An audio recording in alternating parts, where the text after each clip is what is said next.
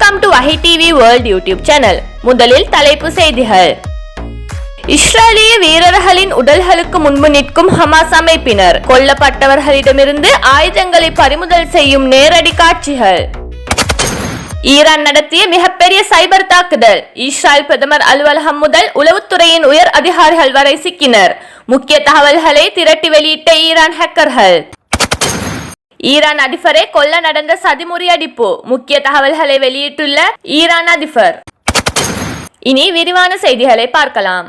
பட்டப்பகலில் Israel கவச வாகனத்தை சுற்றி வளைத்து தாக்கிய ஹமாஸ் போராளி குழு ஆக்கிரமிப்பு வீரர் ஒருவரை தீர்த்து கட்டி அவரிடமிருந்து ஆயுதங்களை கைப்பற்றி அதனை வீடியோவாக வெளியிட்டிருப்பது இஸ்ரேலிய ராணுவத்தை நிலை குறை வைத்துள்ளது.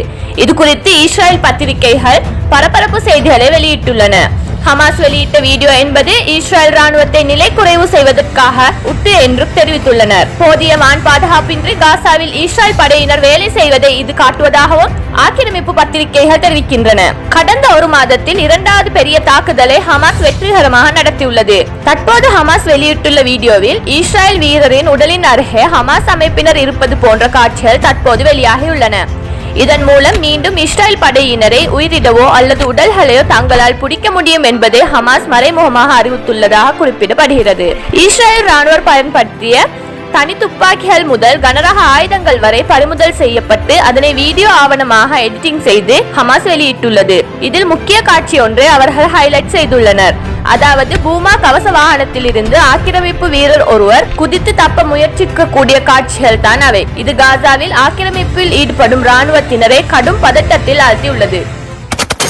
இஸ்ரேல் பிரதமர் அலுவலகம் முதல் ராணுவ தளபதிகள் வரை தனிப்பட்ட விவரங்களை ஹேக்கின் மூலம் எடுத்து வெளியிட்ட ஈரான் ஹேக்கர்களால் பெரும் பரபரப்பு ஏற்பட்டுள்ளது.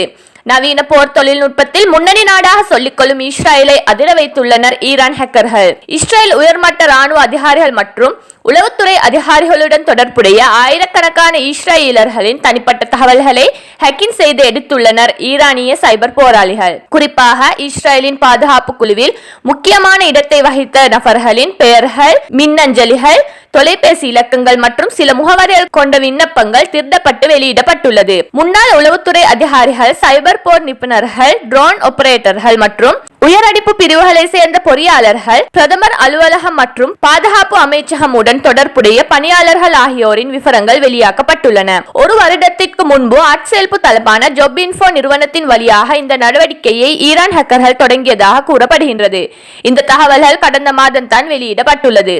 ஈரான் ஹேக்கர்கள் வெளியிட்டுள்ள இந்த ஆவணங்களில் இடம்பெற்றிருக்கக்கூடிய இஸ்ரேலியர்கள் கடும் அச்சத்தில் உறைந்துள்ளனர். தங்களின் தனிப்பட்ட விவரம் எடுக்கப்பட்டுள்ளதால் அவர்கள் பாதுகாப்பின்றமை உணர்ந்துள்ளனர். நெத்தன்யாகுவின் போர்வெறியால் இன்னும் என்ன எல்லாம் ஆகுமோ என்று புலம்பி வருகின்றனர் இஸ்ரேலியர்கள். ஈரான் அதிபரை படுகொலை செய்ய ஆக்கிரமிப்பு உளவுத்துறையான மொசாட் பயங்கரவாத திட்டம் தீட்டிய தகவல் தற்போது வெளியாகியுள்ளது. ஈரான் இஸ்ரேல் இடையே நடைபெற்ற போரின் போது இஸ்ரேல் தன்னை கொல்ல முயன்றதாக ஈரான் ஜனாதிபதி மசூத் பெசஸ்கியான் தெரிவித்துள்ளது பரபரப்பை ஏற்படுத்தியுள்ளது. 12 நாட்கள் போரின் போது இஸ்ரேலுக்கு ஆதரவாக அமெரிக்கா களமிறங்கி ஈரானில் உள்ள 3 அணுசக்தி நிலையங்கள் மீது தாக்குதல் நடத்தியது. ராணுவ தலைவர்களின் கூட்டத்தை நடத்தி கொண்டிருந்த பகுதியில் குண்டு வீசி இஸ்ரேல் தன்னை தீர்த்து கட்ட முயன்றதாக ஈரானிய அதிபர் தெரிவித்துள்ளார். ஆனால் அதில் தோல்வியே அவர்களுக்கு கிடைத்தது என்றும் தன் உயிருக்கு குறிவைத்தது அமெரிக்கா இல்லை, இஸ்ரேல் தான் என்றும் விளக்கம் அளித்துள்ளார். மேலும் இது போன்ற பரபரப்பான செய்திகளுடன் விரைவில் சந்திப்போம். உங்கள் ஆதரவு எங்களுக்கு முக்கியம்.